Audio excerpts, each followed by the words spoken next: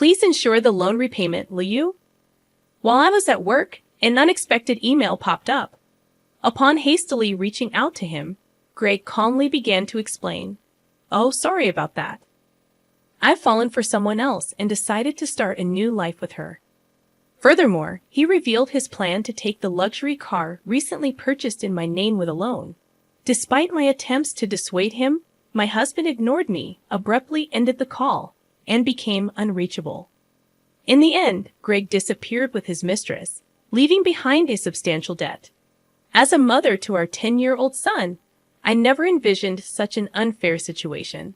I found myself at a loss, unsure of what to do, my mind going blank. At 35 years old, my name is Hannah, and my husband Greg is the same age. We were a family of 3, including our intelligent 10-year-old son Ryan. Ryan had displayed remarkable intelligence from a young age, reading papers on the computer and seeking my opinion on complex topics. In contrast, Greg was unstable, never holding down a steady job. Despite my full-time job and concerns about our future, Greg had recently maintained a stable income for 3 years. Lately, Greg spoke of making memories as a family, leading us to decide on buying a $35,000 camper van. However, due to Greg's inability to pass the finance company's loan review, I ended up taking the loan for the car. On the eagerly awaited delivery day of the camper van, I received an abrupt email from Greg stating he would graciously take the delivered van since the loan was in my name, and I would handle the repayments. Confused, I called my husband immediately, only to hear him confess, "Well, I've fallen in love with another woman and decided to date her. I intended it to be just a fling, but it turned serious, so I'm thinking of starting over my life with her. Bye." He mentioned the divorce papers we had discussed during a previous fight, declared he would file them, and unilaterally ended the call. This exchange marked the first time I realized I had been betrayed by Greg, a shocking blow. Subsequent attempts to contact him yielded no response. When I returned home from work and checked the drawer where the divorce papers should have been, they were already gone, leaving me burdened with a significant debt from a $35,000 car loan. Despite my repeated attempts to reach out to my husband through emails and calls, I never received a reply. Ryan, noticing my unusual behavior, came to check on me with concern after dinner. "Mom, what's wrong? You haven't been eating much lately. Are you okay?" Yeah, maybe. I'm just tired." When people lie, they look up to the right. Lying is bad. I've noticed Dad hasn't been home for 3 days. Did something happen between you two?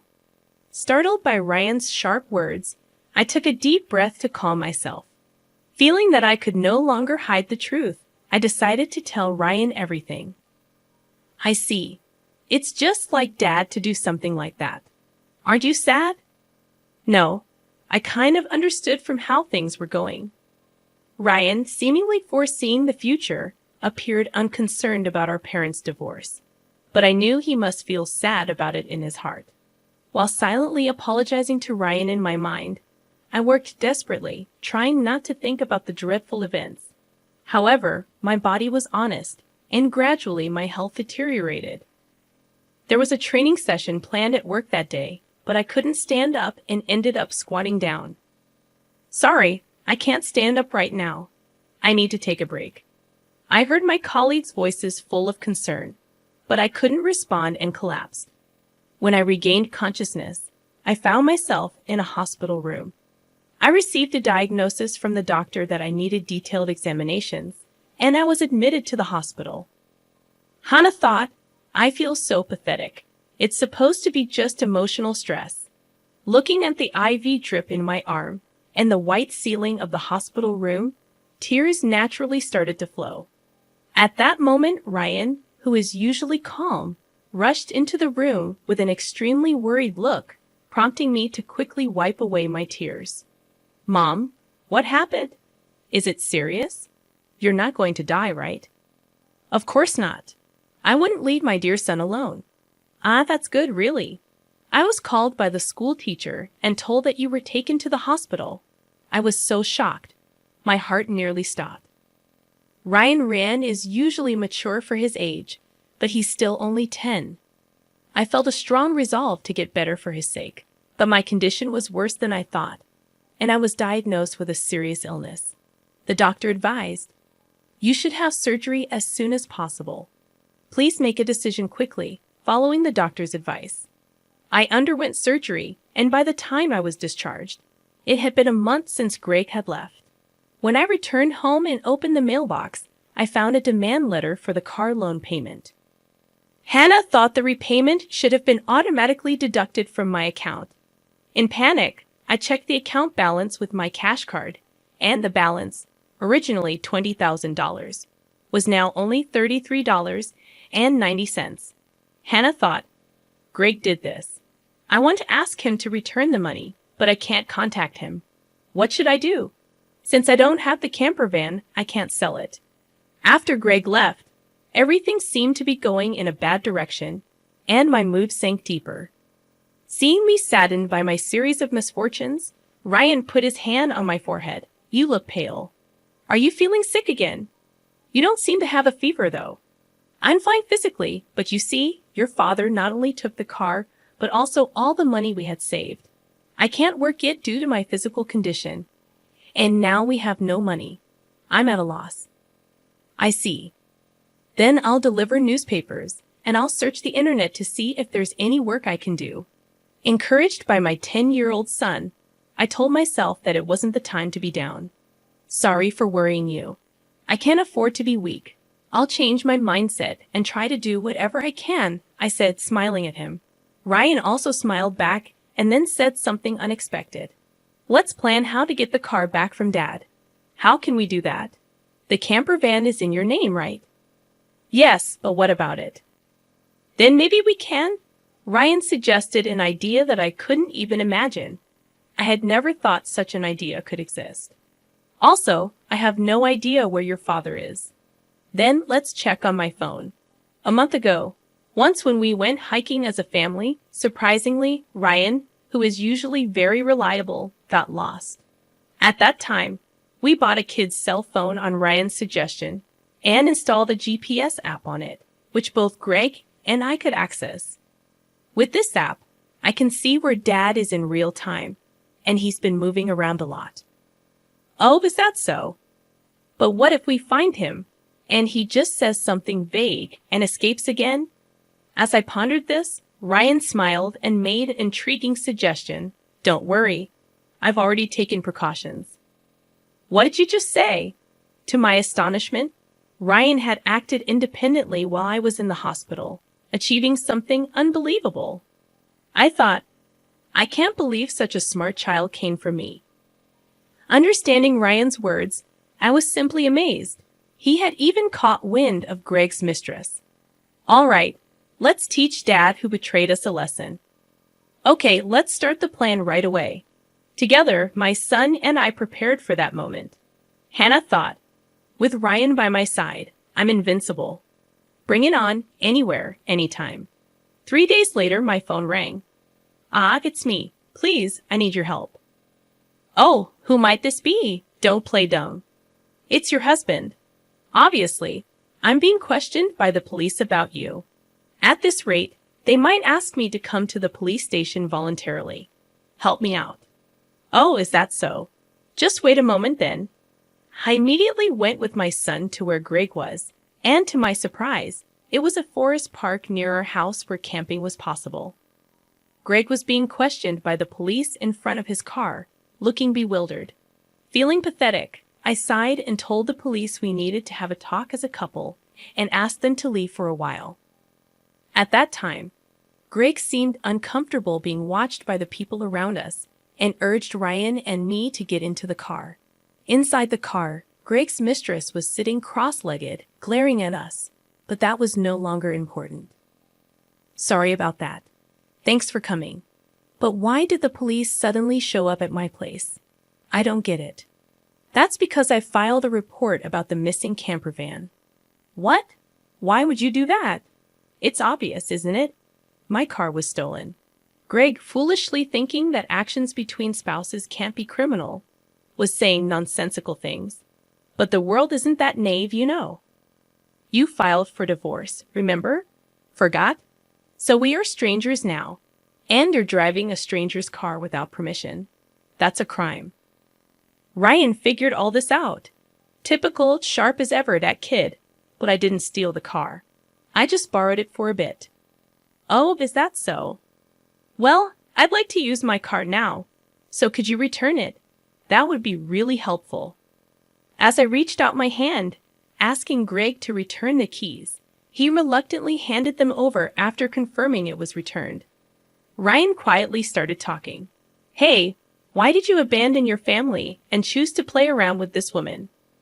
Caught off guard by his son's unexpected question, Greg was flustered and awkwardly scratched his head. Seeing this, Greg's mistress chuckled smugly and started talking. It's because I'm more attractive than your mother. Look at me, you can see it, right? He fell head over heels for me and decided to leave his family. Quiet. I didn't ask you, old lady. Dad, you answer. Mandy was silenced by Ryan's stern tone, but Greg remained quiet. If you can't explain, that's fine. I'll just have the police come back and arrest you. Wait, hold on. Okay, I'll talk. Mandy, it turns out, joined Greg's company 3 months ago. They were attracted to each other and became involved at the welcome party for new employees. Later, it was discovered that Mandy was pregnant, and Greg decided to start a new life with her, leaving us behind. Why did you take the camper van? I quit my job and thought about selling the car for money. But it seems like you were using it quite a bit, weren't you? I thought it was a waste to sell it right away, so we decided to go on a trip. Wait, how do you know all this? Remember when Ryan got lost? After that, as a precaution, we bought him a kid's cell phone and installed a GPS app. Did you forget? We installed it on your phone too, so I knew where you were all this time. By the way, I later found out from Ryan that he had pretended to get lost during our family hike because he wanted a cell phone. I was amazed at Ryan's ability to think and act so strategically. I suspected something was off with Dad, so I came up with this plan to monitor his actions. You really are a terrifying child. I will never become an adult like you, Dad, who betrays important people without a second thought. Greg, faced with the hard truth Ryan told, was a pitiful adult unable to offer any rebuttal. In contrast, seeing Ryan, only 10 but able to think and speak his mind firmly, gave me a sense of strength as a mother. I felt I couldn't lose, especially in settling things properly. Also, return the $20,000 you withdrew from my account right now. That was our joint property as a couple. I don't have to return it. No, it's not that. The money was what I saved little by little since I was single after all. You always quit your jobs midway, so we hardly ever saved money together, did we? I was appalled to hear that the $20,000 had been squandered by Greg and his mistress. It was the moment I felt relieved about divorcing him. So that's how it is. But if you stole and used the car and my money, that's going to be a serious crime. What? I just sent the police away, so it's not their business anymore, right? I only said we would talk. I have no intention of withdrawing the complaint. I must add the theft of my money to the report. Mom, should I call the police now? I can do it with just one button on my phone.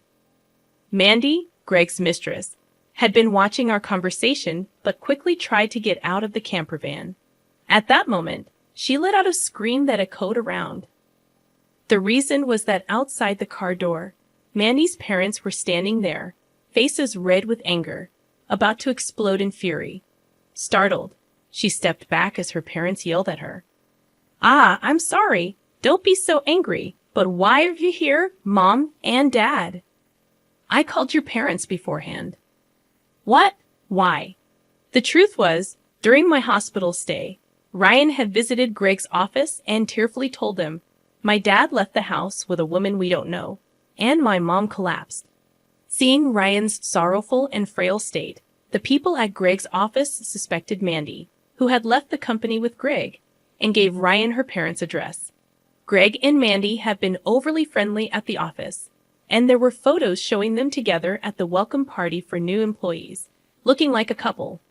After learning from the office people that you commuted from your parents' house, Mandy's parents were standing there, faces red with anger. I went there with your photo, and your parents came out when I visited.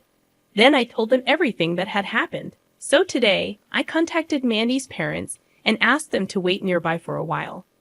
How could you do this to me? The worst. I don't want to hear that from you. That's my line. By the way, your stomach seems quite big. When is the baby due? In 3 months. What? Wait a minute. That doesn't add up with when you met my husband. You two met only 3 months ago, right?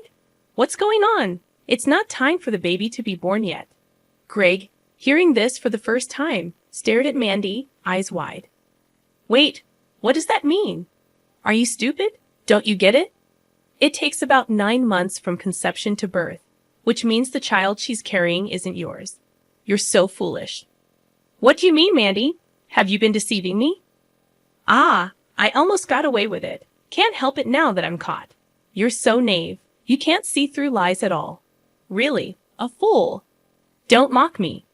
My whole life is ruined because of you. What were you thinking? Greg and Mandy started an ugly argument, but nobody intervened, letting them have it out. Meanwhile, we contacted the police again to explain the situation. As it began to get dark, the forest park was brightly lit by the red lights of the police cars. No, really, I was wrong. I was truly wrong. I'm sorry. I'll work hard and never cheat again, so please just don't arrest me, Dad. People don't change that easily, especially lazy people like you. Exactly, Ryan's right. I can't trust you at all. Reflect on your actions and pay for your crimes at the police station.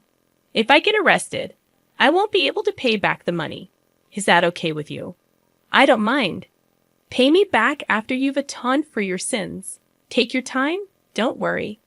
I've already found you a place to work. Let's see, there's Ryan's child support plus the $220,000 you stole from me.